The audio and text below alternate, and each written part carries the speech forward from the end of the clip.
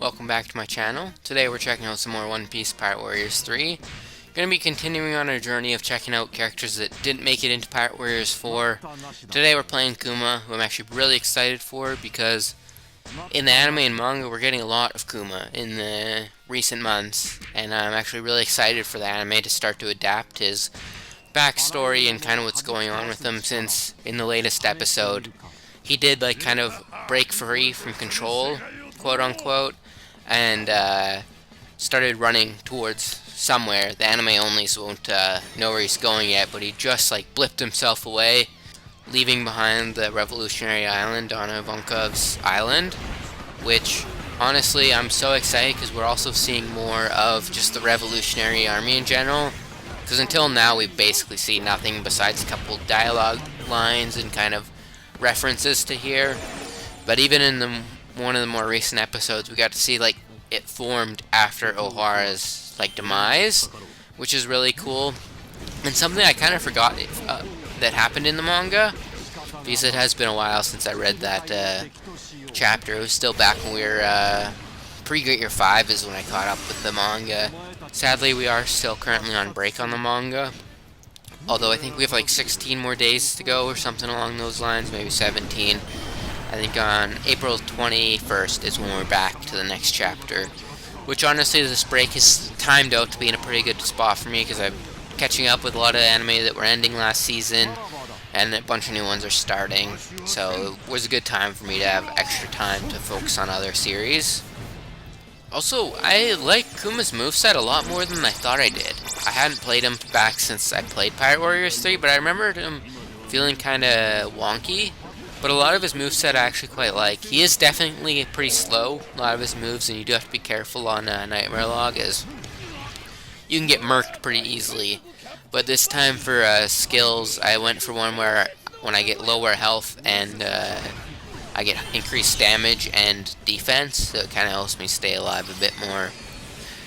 Plus, I think I have pretty good damage up items for Kuma. A lot of it, I think one is like based off range damage, and then the other one is just so we can get the rush back engaged to get the S rank.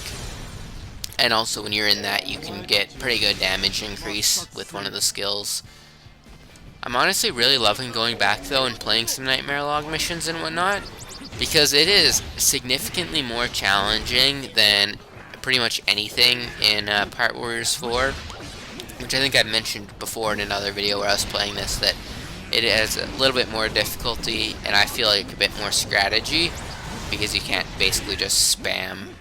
I mean, you definitely can with some characters, but overall there's a lot more like strategy and having to know what combos to use so you don't get like caught in a situation where you just get murked. You'll notice I'm very low health through most of this because I didn't put on the skill that lets me regenerate, just because I wanted to get more damage and some other skills on him. And I like that skill, but it's not nearly as good as the healing skills that you can get in Pirate Warriors 4. It's a very slow heal. It's much better to just like focus on getting items and whatnot to heal you up and just playing safe at low health. Plus that those skills that increase with your lower health help you stay alive quite a bit. But also, speaking of just like One Piece and whatnot, I'm so excited for this weekend because we're about to get the Lucci versus Luffy rematch. I even saw they put out like a trailer almost for it on I think it was the One Piece YouTube channel, or at least one of the like, maybe it was Crunchyroll or something like that, somewhere that was related to One Piece. They made a little trailer for it, which is really exciting. It's gonna be a really good episode, I think, based off just the previews we've seen have all looked really good. Plus it's a pretty hype moment. I imagine they'll want to spend some extra time on it and get it looking a bit extra nice compared to some of the normal episodes. Although lately for Egghead Island, almost pretty much every episode has looked pretty good. There's been a bit of janky spots. Also in the last episode, it was very strange the way they animated what's her name? The angry Vegapunk. I don't know why I can't think of her name off the top of my head. But Atlas, that's what it is.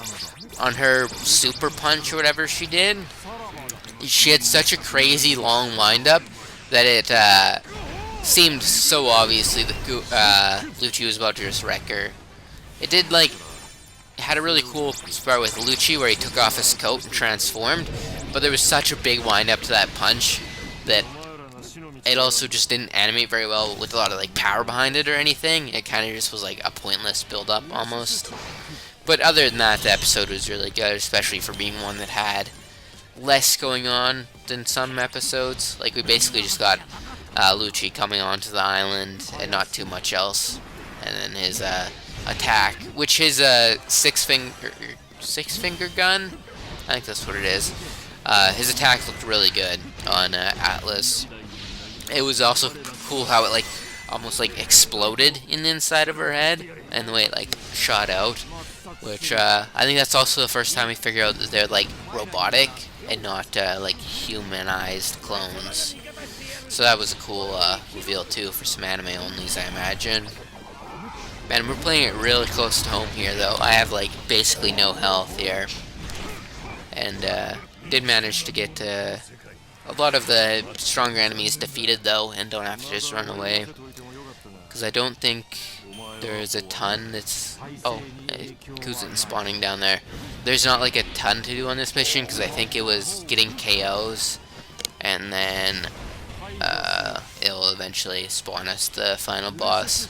It's not like we don't have to rescue anyone or anything crazy for this mission. Basically just killing, which are kind of usually my preferred type of mission in Pirate Warriors. I also think the next video I do on Pirate Warriors 3, like the missing characters, I think I'll either go for Magellan or Caesar, because I imagine most people probably won't care for Moria too much. But I'll also I might do Perona though, because she's a character I liked quite a lot back when I still played. It's sad with the fact that we didn't get Kuma, though, in Pirate Warriors 4, because I feel like he would be a really good character. I can kind of understand, like, not having the Thriller Bark characters, but I don't think that should have excluded Kuma as well, because he technically was in the war, like Marineford, and I think we also skipped Sabaody in Pirate Warriors 4. Don't remember exactly, but that's also another arc he shows up in that could have counted for a playable character. And I know you fight pacifistas and stuff in Pirate Warriors 4, so it's a shame Kuma didn't get in.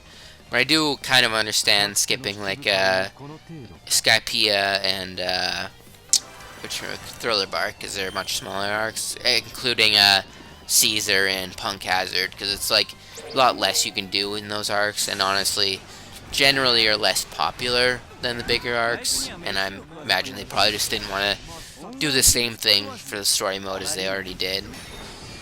Oh, the story mode in 3 was actually fun because it added like there was like challenges and stuff you could do to beat on the missions. I also would love to go back and play like the first Pirate Warrior games, because they actually had like some more unique stuff happening than just the missions. Although I've only seen that a couple bit when one of the YouTuber I watch played it. Although he was also getting shit stomped, because I think it was his first time playing a Musou game, and he wasn't used to how they work. Which is understandable, although once you get used to this type of game, they are generally fairly easy. Although I've only played the One Piece ones. I mean, I think I've played some of the Dynasty Warriors games when I was younger, but like not actively very much. Although I also have the Berserk one, which I'm waiting until I reread through Berserk, because it's been so long, and I honestly don't know if I don't think I got close to the end. I think I only watched a little bit, or read a little bit. I watched like the old Berserk anime and really loved it, but that was kind of where most of my knowledge stops. So I don't want to play through the game, because I know it has stuff that isn't included in that first adaptation. So once I ever get around to actually rereading Berserk and catching up, which I know the original author died, but I believe that it's being carried out by his friend. So whenever I get caught up, I will probably make a couple of videos on that game, because I am excited to play it. I also have the Made in Abyss game, which I haven't checked out yet. I don't know how much of it will let me record of it, but I'll probably also make a video on that. Also, if I have to end up replaying the whatchamacallit, Seven Deadly Sins game, I might make a couple videos on that. I'm done everything in the game, but one mission just won't spawn for me anymore, so I can't get it to get the S rank. So I've been debating replaying the game at some point and hopefully having that fix it. But there's just so much that I already did in the game that I just don't feel like replaying, because there's quite a few annoying missions when going for the Platinum Trophy. It's also just weird, because I have like quite a few anime games now that I just like put off playing because I want to make videos on them. But at this point I should just play them, or make like a quick video on it at least, to just showcase like my initial thoughts or something like that. Then if it performs well, kind of keep up with it with my playthroughs of the game. But yeah, so there's a lot that I'm planning on doing for the channel. I'm finishing up the Gods Among Us playthrough of Injustice, and I might do the second game, but if I do the second game, I'm going to kind of cut it up way more and kind of do it in a couple videos instead of like a chapter per video, kind of get through faster and only do like the highlights. We also got to be careful here. We're almost dead, and Jabber is bouncing all over the place. See that? Oh wow, that did like no damage to him. Should have saved it.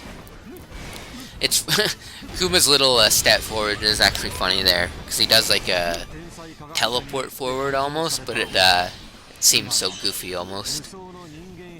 I do like his mid-combo dodge one though, because it like actually affects his like color and looks like he is teleporting through. Oh, I don't know what's happened there. Okay, let's see. Oh, I thought that attack would do way more. I kind of just wasted that knockout on him. Well, this, how much will this do? Oh, decent chunk, and I think we got our rush now, so we'll hopefully just keep us safe enough to kill him. Oh, nice, he's caught in that. Not a ton of damage, though. Oh, I did the wrong combo there by accident. Decent damage there. Is this gonna kill him, or do I have to build up a bit more? I probably should have done a bit more damage to him first, honestly. Chop, chop, shock. Ooh. Oh no. Did some damage to me there. What should I try? None of my guys have any anything built up. Oh god. At least that gave us enough to hopefully kill him with this. Oh, look at him trying to attack. Diving. And murked him. Not bad. I actually was worried I was going to die on this mission because Kuma is not generally like my playstyle of character, but that actually went pretty well. But I think other than that, that'll pretty much be all for this video. Just want to hop on, continue showcasing some of the characters missing from Pirate Warriors 4. Probably have another video up in a couple days, but I will catch you guys all later, and peace!